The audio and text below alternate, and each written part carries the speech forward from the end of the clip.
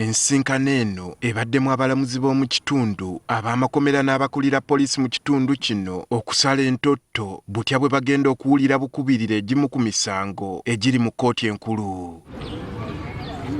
Ensinkano eno ewoomeddwamu omutwe omulamuzi wa kkooti enkulu e Hoima, Vincent Opiene.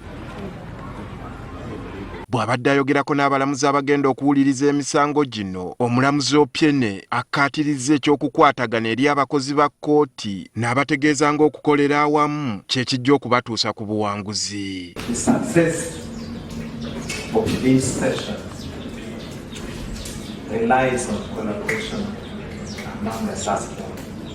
So let's try hard, knowing the task that we have in our dockets. Let's try hard and push everything at ending within 45 days. Ono era awanjagidde n'abakozi ba kkooti ekyokukuuma obudde okukitwala nga kikulu nga bwe bajja okusobola okutuuka ku kiruubirirwa ky'eddimu lye beekebye okuwuliriza emisango gino mu budde. We should try to finish what was in a week so that we will get it out of our way.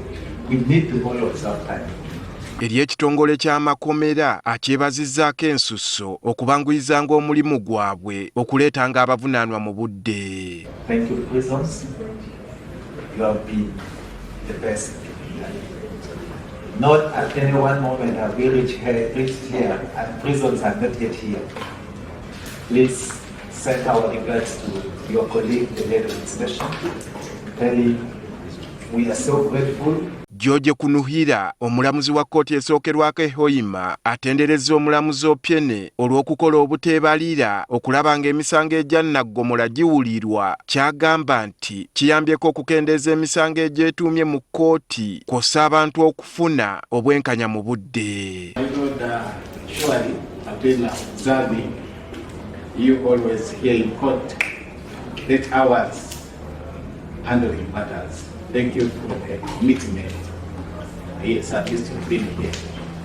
The next thing, I think I was discussing with somebody, and I was telling that person that the High Court is disposing of cases more than the lower court. Ono era asabye omulamuzi ono atunule mu kukyabawa obujulizi abamu ku bo okukozesa enkola ya Zoom kisobole okukendeeza ku budde n'engendo abajulizi ze batindigga. The witnesses who are traveling from very far away, like in the situation of Kapchorwa, can that witness be heard on Zoom? I don't know whether it's possible.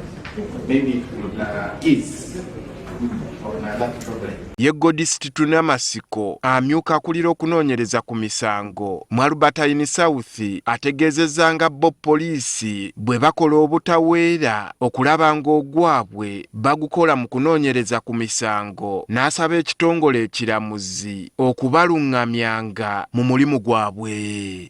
Prosecution-guided investigations. And sometimes where we meet challenges, we have to even go an extra mile. We come to court, make the specific for extrajudicial statements where they have guided us and really we have performed. Ono era asiimye enkola etongozeddwa ey'okuwuliriza emisango gino obukubirire kuba nabo bwe gyetuuma bakosebwa mu nzirukanya y'emirimu gyabwe. So I believe if those files are worked on, it is going to help us in reducing backlog. But as police, what I can assure you, my lord, we have actually there is backlog reduction compared to the previous years. Alipoota eyafulumizibwa mu January w'omwaka guno yalaga ng'emisango 16,000 mu 753 egyetumye mu kkooti zonna mu ggwanga, kkooti enkulu bw'ereebya zinnaayo n'emisango 7,060 Ssaabalamuzi w'eggwanga Dr. Flavian Zeija we yasinziira okuwanjagira abalamuzi okukola kyonna kye basobola okukendeeza emisango egikandaaliridde mu kkooti zaabwe. Yeah.